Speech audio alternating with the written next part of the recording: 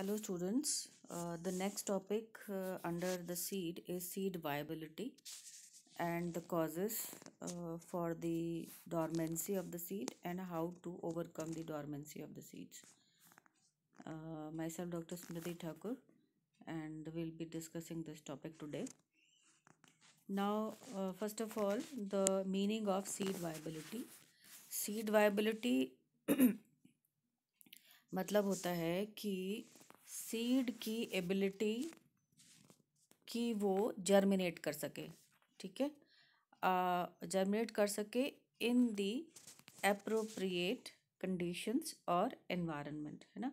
और Copeland and McDonald's ने इसकी जो डेफिनेशन दी थी वो दी थी ये वाली, ठीक है।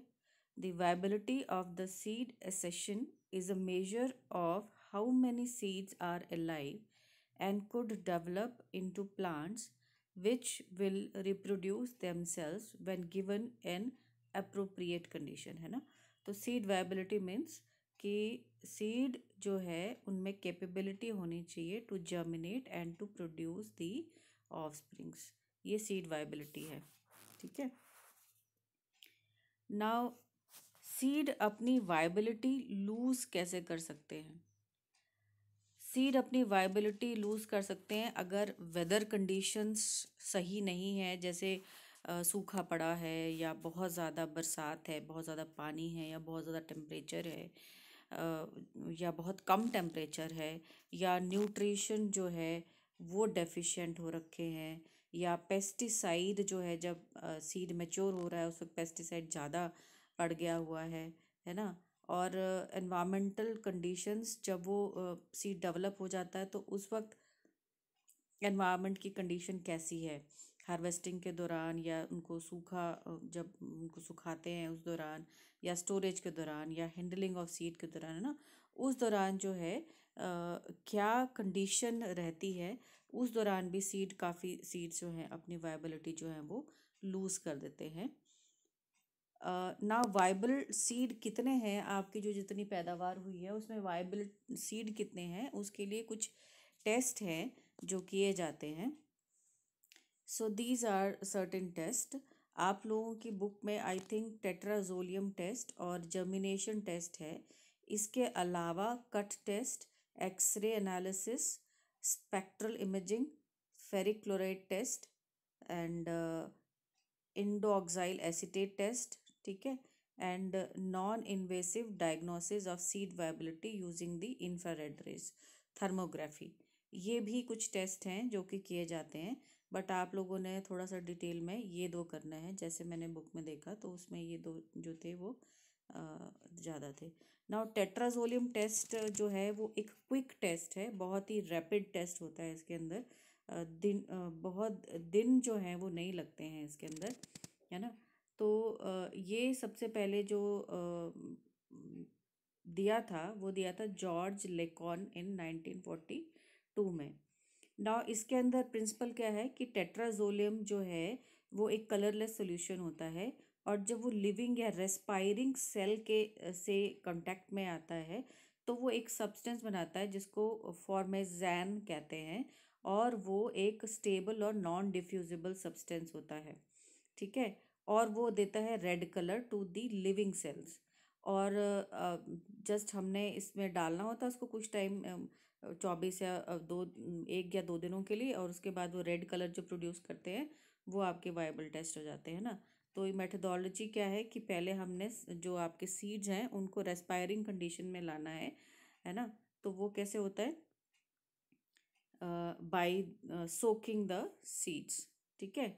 तो जब हम सोक कर देते हैं तो सीड क्या हो जाता है, उसमें हाइड्रोलाइटिक एंजाइम्स एक्टिवेट हो जाते हैं जैसे डिहाइड्रोजनेस, और रेस्पिरेशन शुरू हो जाती है, डीएनए आरएनए है ना, वो सारी चीज़ें मतलब कि लाइव हो जाता है वो जो सोक्ड सीड होता है।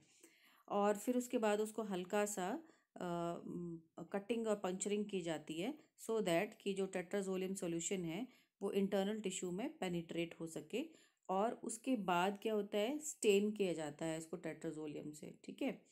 तो टेट्राजोलियम के सॉल्यूशन के अंदर हमें इनको क्या करना होता है, हमें इन्हें सोक करना होता है फॉर 24 to 48 आवर्स, और पीएच हमें 6 to 8 जो है मेंटेन करना होता है, और टेट्राजोलियम सोल्यूशन जो होता है 0.1 to 1% तक इसका कॉन्सेंट्रेशन रहती है, और टेम्परेचर हमें मेंटेन करना होता है 30 to 35 डिग्री सेल्सियस। ठीक है, तो इस तरीके से हम इसको 1 या 2 दिन तक रखते हैं, और उसके बाद हम एवेलुएट करते हैं। जो तो रेड कलर लेते हैं वो क्या हो जाते हैं, they are the viable seeds, है ना। इसके अंदर मिक्सचर है, और ये जो है पूरी तरीके से डेड सीड्स हैं, है ना। तो ये बहुत क्विक टेस्ट है, 1 या 2 दिन में ही हो जाता है। नाउ नेक्स्ट जो है वो जर्मिनेशन टेस्ट है।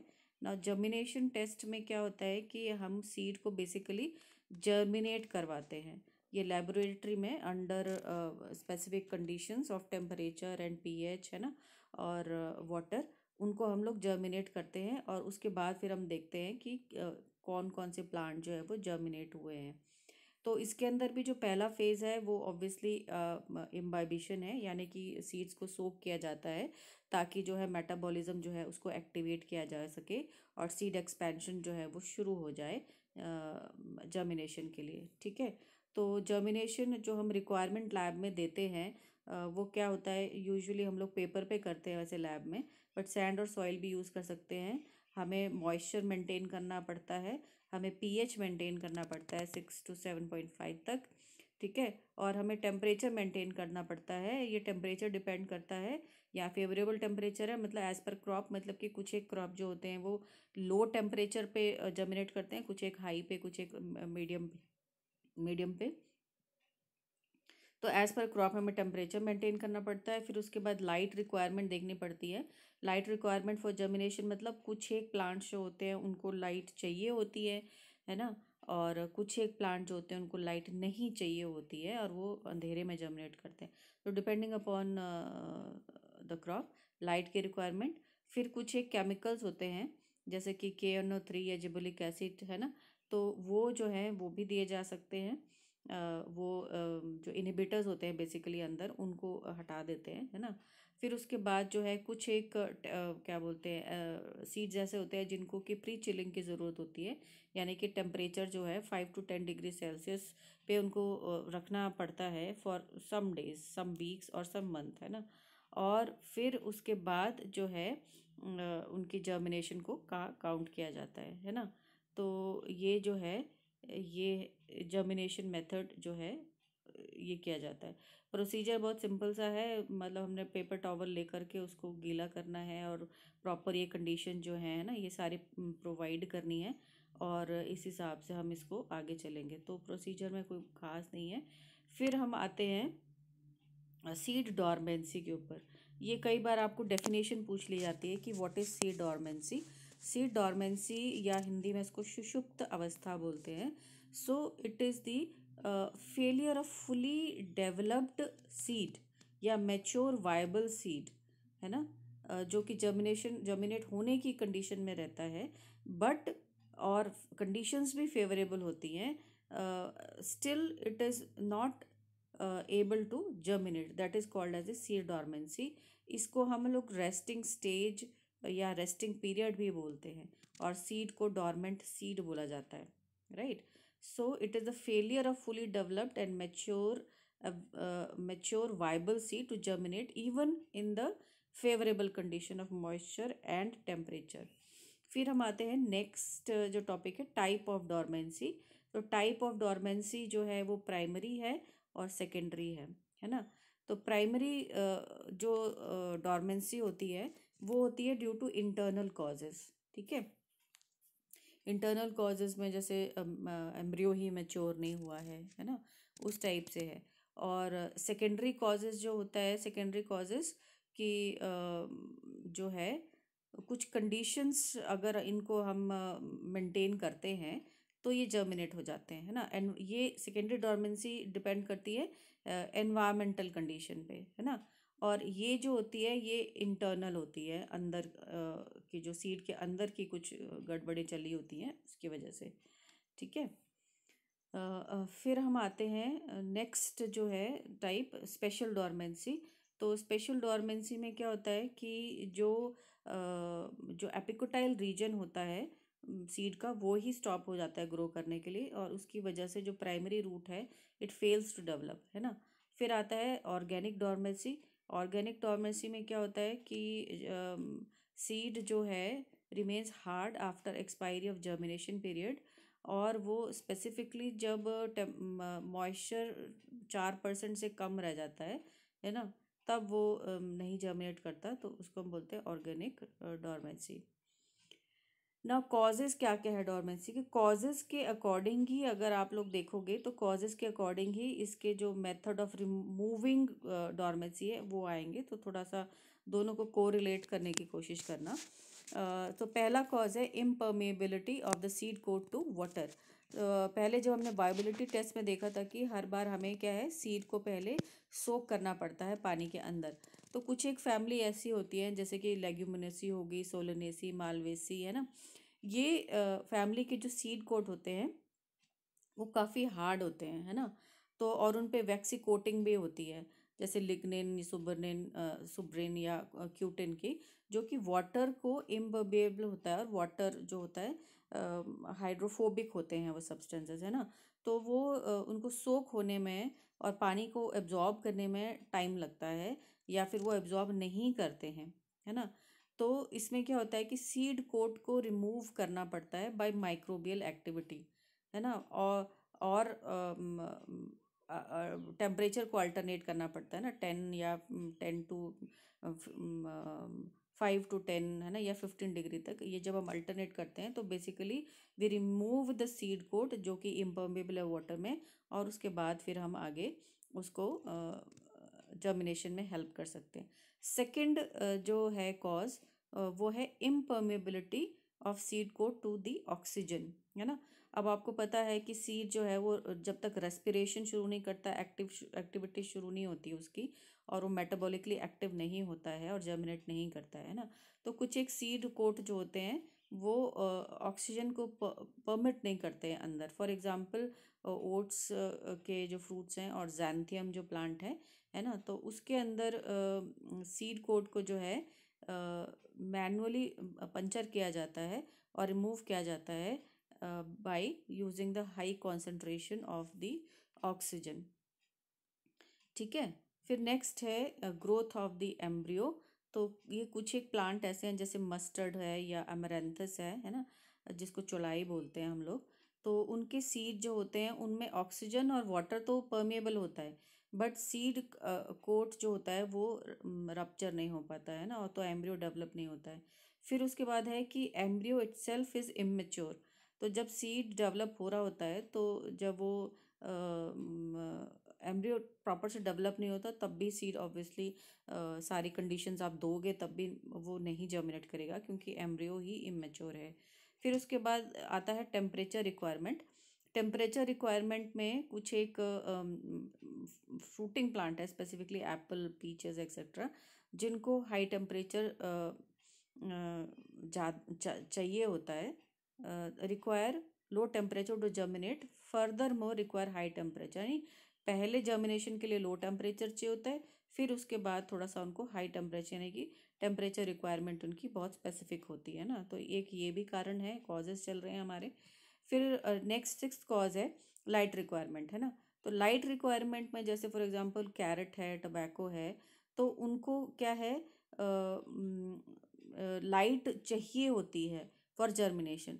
और फॉर एग्जांपल धतूरा है, धतूरा में लाइट जो होती है वो नहीं चाहिए होती है, और लाइट की रिक्वायरमेंट जो होती है वो यानी कि अंधेरा चाहिए होता है। Light is inhibitory for the germination, वो इनहिबिट करती है ना। तो depending upon different environmental condition ये लाइट रिक्वायरमेंट भी एक कॉज आ जाती है डोरमेंसी का। फिर आता है इनहिबिटर्स, है ना। तो कुछ एक ऐसे केमिकल्स होते हैं सीड के अंदर, फॉर एग्जांपल राइस और ओट सीड में साइरुलिक एसिड जो है वो मिलता है, जिसकी वजह से जो है ये उनके हस्क में प्रेजेंट होता है ना। टमाटो में साइरुलिक एसिड प्रेजेंट होता है, फ्रूट सैप में। तो ये एक ऐसे केमिकल्स हैं जो कि इनहिबिट करते हैं, तो इनको बेसिकली क्या करते हैं, इनकी लीचिंग हो जाती है जब ये जर्मिनेट करते हैं इन फेवरेबल कंडीशंस, है ना। तो एक इनहिबिटर्स आ गया। फिर आता है कि ये हमारे 7 पॉइंट्स है ना। अब हमारे overcoming of the seed dormancy है ना। तो सीड डॉर्मेंसी के ओवरकमिंग के 2 स्टेप्स हैं, एक है नेचुरल, ठीक है, और दूसरा है आर्टिफिशियल, है ना। तो नेचर में ऑब्वियसली सीड डॉर्मेंट होते हैं क्योंकि डॉर्मेंसी भी ज़रूरत होती है प्लांट को to overcome the unfavourable weather condition and to give rise to maximum plants later on, है ना। तो वो डॉर्मेंसी भी चाहिए होती है। तो नेचर ने अपने आप इसको ओवरकम करने के कुछ तरीके जो हैं वो फाइंड आउट किए हैं, बट हमें अगर जल्दी होती है तो हम आर्टिफिशियली भी उसको कर सकते हैं। ना पहला है नेचुरल तरीके। सो नेचुरल कंडीशन में अगर जो है एम्ब्रियो को एनवायरनमेंट में प्रॉपर मॉइस्चर और टेम्परेचर मिल जाता है तब वो जर्मिनेट कर जाता है, ठीक है। कुछ एक जो सीड कोड्स हैं जो कि थोड़े हार्ड होते हैं। तो नेचर में क्या होता है, यू नो दैट जब वो नीचे गिरते हैं तो माइक्रो ऑर्गेनिज्म होते हैं। फिर उसका टेम्परेचर फ्लक्चुएशन, दिन और रात में टेम्परेचर फ्लक्चुएशन करता है। फिर कई कई जो बर्ड्स जो फ्रूट्स खा जाते हैं उनके सीड्स, उनके डाइजेस्टिव ट्रैक्ट में जब वो जाते हैं, है ना, और तो उनके जो डाइजेस्टिव ट्रैक्ट में जो एसिड्स होते हैं वो सीड कोट को बहुत सॉफ्टन कर देते हैं और वो जब बाहर निकलते हैं तो जर्मिनेट करते हैं। स्पेसिफिकली तुमने देखा होगा ये बरगद के या पीपल के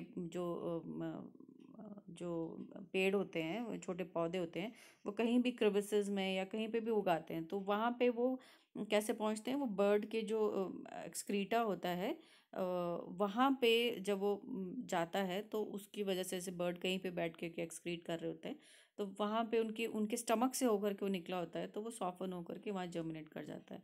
और नेचर में भी अगर आप जब उनको ओवर राइपनिंग हो जाती है सीड्स की और वो जब बाहर निकलते हैं ओवर राइप्ड सीड से, सॉरी फ्रूट से, तब भी वो जर्मिनेट कर पाते हैं, है ना। फिर उसके बाद नेचर में और भी तरीके हैं कि जब इनहिबिटर्स प्रेजेंट होते हैं जो सीड कोट में, उनकी लीचिंग हो जाती है। ये लीचिंग मतलब कि पानी में घुल के वो निकल जाते हैं सीड कोट के, और तब भी वो जर्मिनेट कर जाता है। फिर उसके बाद अगर इनएक्टिवेशन इनहिबिटर्स ये हीट और कोल्ड की वजह से हो रही है तो नेचर में इसका भी उपाय है। फिर उसके बाद कुछ एक ग्रोथ हार्मोन्स भी जो है जर्मिनेटिंग सीड जो है बनाता है, जैसे कि सपोज ऑक्सिन हो गए, जिबलिन हो गए, साइटोकाइनिन हो गए ना। तो वो इनहिबिटर्स जो मैंने पीछे बात की थी, इनहिबिटर्स को वो क्या करता है, वो उनको काउंटरैक्ट करता है और उनको नेगेट कर देता है, तो वो जर्मिनेट कर सकता है। फिर उसके बाद जो है कुछ एक डॉर्मेंसी जो मैंने बोली थी वो इमेच्योर एम्ब्रियो की वजह से बोली थी। तो जब मैच्योर नेचर में एम्ब्रियो मैच्योर हो जाता है तो डॉर्मेंसी अपने आप जो होती है वो हट जाती है ना। तो ये भी एक तरीका है। फिर आर्टिफिशियली अगर हम देखें तो आर्टिफिशियल में सबसे पहले है स्कारिफिकेशन। स्कार का मतलब क्या होता है, ऐसे कट लगना, है ना, या टूटना किसी चीज़ का। तो ये यूज़ किया जाता है specifically for the seeds having hard seed quotes, जिसके अंदर वाटर और गैसेस जो हैं वो परमेट नहीं कर सकती है। तो उस सीड कोट को सॉफ्टन करने के लिए या तोड़ने के लिए या वीक करने के लिए जो प्रोसेस यूज़ होता है उसको बोलते हैं स्कारिफिकेशन। और इसके लिए मैकेनिकल स्कारिफिकेशन भी यूज़ होती है और केमिकल स्कारिफिकेशन भी यूज़ होती है। मैकेनिकल स्कारिफिकेशन जो है, या तो हम उसको सैंड के साथ या सैंड पेपर के साथ स्क्रैच करते हैं या उनको शेक करते हैं, या फिर नाइफ के साथ एक छोटा सा कट जो है वो भी लगा सकते हैं, उसको मैकेनिकल स्कारिफिकेशन बोलते हैं। जैसे यहाँ पे इस पिक्चर में आप लोग देख रहे होंगे, ये स्क्रैचिंग बाई नाइफ है, इसमें एक छोटा सा कट लगता है। फिर ये सैंड पेपर के साथ है ना।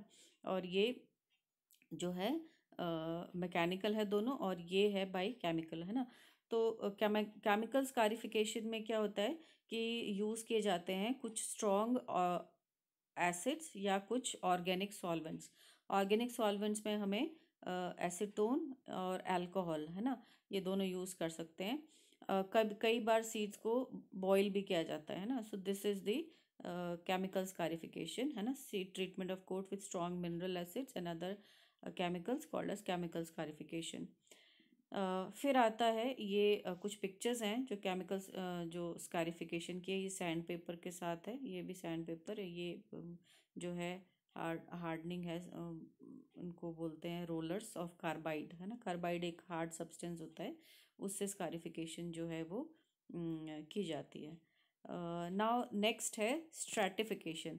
नाउ स्ट्रैटिफिकेशन का मतलब क्या होता है? It is cause due stratification is cause due to the conditions of embryo. तो एम्ब्रियो की कंडीशंस को हमने सही करना होता है। हमें क्या, well aerated and well moist condition under low temperature, है ना, 0 to 10 डिग्री सेल्सियस। अब ये जो पिक्चर है ये है फ्रिज की, है ना। तो फ्रिज का टेम्परेचर जो है हम यहाँ से जो नॉब होती है उससे कंट्रोल कर सकते हैं। तो ये काफ़ी लंबी चलती है, ये वीक्स और मंथ्स के लिए चलती है ट्रीटमेंट। और इसको हम बोलते हैं स्ट्रैटिफिकेशन, है ना। यानी कि ये एक स्ट्रेटा है, ये दूसरा स्ट्रेटा है, तीसरा चौथा, यानी ऊपर टेम्परेचर ज़्यादा होता है ना। यहाँ पे माइनस में होता है, मतलब कि टेम्परेचर जो है कम होता है, यहाँ थोड़ा ज़्यादा होता है, तो एक स्ट्रेटा बन जाता है। स्ट्रेटा मतलब एक के ऊपर एक अलग अलग कंडीशंस, तो इसको हम स्ट्रैटिफिकेशन बोलते हैं, है ना। नेक्स्ट है हमारा ये जो स्ट्रैटिफिकेशन है, इस दौरान जो ट्रीटमेंट होती है वो है एनाटॉमिकल बायोकेमिकल चेंजेस, है ना। और ग्रोथ प्रमोटिंग हार्मोन्स जो होते हैं वो इंक्रीज होते हैं स्ट्रैटिफिकेशन के दौरान, और हमारा प्रोसेस चालू हो जाता है और डोर्मेंसी हट जाती है। फिर नेक्स्ट है अल्टरनेटिंग टेम्परेचर। अल्टरनेटिंग टेम्परेचर में कुछ एक प्लांट्स होते हैं जिनको लो और हाई टेम्परेचर चाहिए होता है, specifically between 10 to 20 degree Celsius, है ना। तो उसके अंदर सीड जो होते हैं ये जर्मिनेट करने लगते हैं, और ये स्पेसिफिकली बेनिफिशियल है for the seeds in which dormancy is due to immature embryos, है ना। तो ये एक है अल्टरनेटिंग टेम्परेचर। सो तीन हो गए हमारे, स्कारिफिकेशन, स्ट्रैटिफिकेशन, अल्टरनेटिंग टेम्परेचर। फिर आता है इम्पैक्शन। इम्पैक्शन का मतलब है जोर से बजाना या बजना, है ना। तो कुछ एक ऐसे सीड्स होते हैं जिनके अंदर जो स्ट्रोफाइलोपोर प्लग्स होते हैं, यानी कि ये आप देख रहे हैं ये रीजन, है ना, जहाँ पे हीलियम और ये माइक्रोपाइल रहता है। Micropyle is basically for it's a pore for the ovule में जो माइक्रोपाइल होता है ना, यहाँ सीड में माइक्रोपाइल एक छोटा सा होल रह जाता है for the exchange of gases and water. तो यहाँ पे एक प्लग आ जाता है कई बार, तो इसको बोलते हैं स्ट्रेटो फाइवलार प्लग। तो ये भी वाटर और ऑक्सीजन की एंट्री को बैन कर देता है ना। तो अगर हम सीड को विगरसली शेक करते हैं या हिलाते हैं तो भी जो है ये प्लग्स निकल जाते हैं, और हमारा जो सीड है वो जर्मिनेट करता है, क्योंकि वाटर और ऑक्सीजन अब आराम से एंटर कर सकता है सीड के अंदर। इस प्रोसेस को vigorously shaking the seeds to remove certain strophiole strophiole strophiolar plug, तो ये जो है सीड्स आराम से जर्मिनेट कर पाता है। एग्जाम्पल ट्राइगोनेला, जैसे मेथी के सीड्स हैं, या क्रोटोलेरिया। ओके। फिफ्थ है लाइट की वजह से जो डॉर्मेंसी होती है ना। तो वो है फोटोब्लास्टिक सीड्स बोलते हैं, ऐसे सीड्स जो कि लाइट की वजह से डॉर्मेंट होते हैं, फोटोब्लास्टिक सीड्स। तो ऐसे फोटोब्लास्टिक सीड्स को हम प्रॉपर लाइट एक्सपोजर जब देते हैं तब उनकी डॉर्मेंसी हट जाती है ना। तो उसके अंदर जिन प्लांट्स को लाइट चाहिए होती है जर्मिनेशन के लिए, उनको हम बोलते हैं positive photoblastic light. For example Lactuca, Amaranthus, Capsella, है ना, तीन काफ़ी हैं। फिर dormancy of positive photoblastic seeds can be broken by exposing them to, specifically यहाँ पे रेड लाइट की बात की है, 660 नैनोमीटर, है ना। Example Lactuca sativa. ये कई बार क्वेश्चन पूछ लेते हैं कि पॉजिटिवली फोटोब्लास्टिक सीड में कौन सी वाली लाइट दी जाती है ना, तो it is red light at 660 nanometre. फिर दूसरे होते हैं नेगेटिवली फोटोब्लास्टिक, जिनके अंदर लाइट जो है वो जर्मिनेट नहीं करती बल्कि वो इनहिबिट करती है। तो ऐसे केसेस में हम लोग सीड को डार्क में स्टोर करते हैं for some time to allow the germination before they are shifted to light, है ना। तो एक बार जब जर्मिनेट हो जाते हैं तो उसके बाद उनको लाइट में हम लोग नॉर्मल फोटोसिंथेसिस के लिए रख सकते हैं। फिर नेक्स्ट है प्रेशर। प्रेशर जो है ये स्टडी किया था डेविस ने। उन्होंने बोला था फॉर एग्जांपल स्वीट क्लोवर, है ना, या मेडिकैगो जो है, अल्फा अल्फा जो हमारा एक फॉडर प्लांट है ना। तो उसमें जर्मिनेशन को इम्प्रूव किया जा सकता था अगर प्रेशर को 2000 एटमॉस्फेयर एट 18 डिग्री 5 से 20 मिनट तक अगर हम देते हैं तो इसकी डॉर्मेंसी जो है वो चली जाती है ना। तो बेसिकली डेविस ने बोला कि प्रेशर क्या करता है, it increases the permeability of the seed coat to water. तो प्रेशर की वजह से वाटर जो है वो आसानी से सीड में एंटर कर जाता है। फिर नेक्स्ट है हमारा ग्रोथ रेगुलेटर्स। ग्रोथ रेगुलेटर्स जो है प्लांट में नॉर्मली काइटिन और जिबलिन होते हैं। तो वो स्पेसिफिकली जो फोटोब्लास्टिक सीड जैसे लेट्यूस हो गया या टबैको हो गया, इनके अंदर जब हम इन दोनों हार्मोन्स की ट्रीटमेंट देते हैं तब ये जर्मिनेट कर जाते हैं टबैको सीड्स। और कई बार जो इनहिबिशन का जो इफेक्ट इनहिबिटर्स होते हैं जो सीड के अंदर, तो हम उनको KNO3 या पोटेशियम नाइट्रेट के अंदर जब हम उनको सोक करते हैं या इथाइलिन क्लोरोहाइड्रिन में या जिबलिन में हम स्टोर करते हैं, सोक करते हैं इसको, तब भी ये जो इनहिबिटरी एंजाइम्स होते हैं उनको ये नेगेट करता है और अल्टीमेटली सीड जो है वो जर्मिनेट कर सकता है। नाउ ये लास्ट स्लाइड है, इसके अंदर आपको ये पता चलेगा कि प्लांट को सीड डॉर्मेंसी की ज़रूरत क्या है, biological importance of seed dormancy, right. तो इसको मैं थोड़ा सा, देखो ये छोटा है तो बड़ा करती हूँ। Now dormancy allows the seed to remain suspended animation, है ना। क्यों? क्योंकि वो ड्राउट, कोल्ड और हाई टेम्परेचर, है ना, इन सबको वो ओवरकम कर सके। सेकेंड पॉइंट है कि सीड जो है जर्मिनेट नहीं करता है सो दैट कि वो सॉइल में काफ़ी सारे सालों तक जिंदा रह सके।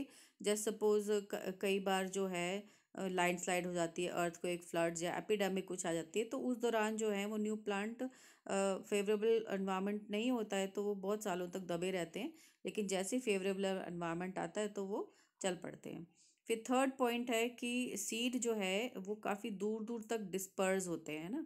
तो dispersal of long distances occur through और उस डिस्पर्सल में क्या होता है, एनवायरनमेंट फेवरेबल नहीं होता है कई बार, है ना, और एरियाज अच्छे नहीं होते हैं, तो उस दौरान भी सीड को अपने आप को ज़िंदा रखना होता है। तो ये चीज़ डॉर्मेंसी जो होती है वो ज़रूरी होती है। फिर उसके बाद जो है कुछ एक छोटे सीड्स होते हैं, वो जब फ्रूट्स एडिबल होते हैं और उनके जो सीड कोट होते हैं वो एलिमेंट्री कैनाल में जब बर्ड्स के जाते हैं तो वो अपने आप को अगर प्रोटेक्ट नहीं कर पाएंगे, डॉर्मेंट नहीं होंगे, तो वो इंजर हो जाएंगे, है ना। तो इसीलिए क्या बोलते हैं, उस दौरान भी वो डॉर्मेंट रहते हैं, हालांकि उनका सीड कोट सॉफ्ट हो जाता है और वो जब बाहर निकलते हैं तो अच्छे से जर्मिनेट कर सकते हैं। फिर नेक्स्ट है dormancy induced by the inhibitors present in the seed coat, है ना। ये ज़रूरी होता है specifically in the desert plant. So the seed germinate only after a good rainfall which dissolves away the inhibitors, and rainfall also ensures the seed a proper supply of water during germination, ठीक है। और six point है कि it follows storage of seed for the later use by animal and man. जैसे दालें हैं या cereal crops हैं, अगर ये डॉर्मेंट कंडीशन में नहीं रहते तो हम इनको स्टोर नहीं कर पाते, है ना। तो ये हमारे लिए भी एक तरीके से अच्छा है। तो ये biological importance of seed dormancy है, ठीक है। सो this is about this chapter. अब हम जो है एक चीज़ आपको मैंने बतानी है कि इसके बाद हमारे पास मेरे ख्याल से दो चैप्टर बचे हैं, एक है फ्रूट डिस्पर्सल और तीसरा है एपो मिक्सेस एंड एपोस्पोरी, है ना। तो ये दोनों आपने एज असाइनमेंट कर लेने हैं। मुझे अगर वक्त मिलेगा तो I will prepare the lecture, है ना, और मैं डाल दूँगी। अदरवाइज़ आप, बिकॉज वो बुक में बहुत क्लियर क्लियर है, तो उसका आप ये कर सकते हैं, असाइनमेंट बना सकते हैं लास्ट टू चैप्टर्स के। If I find time I will do it and give it to you, ठीक है। Thank you very much.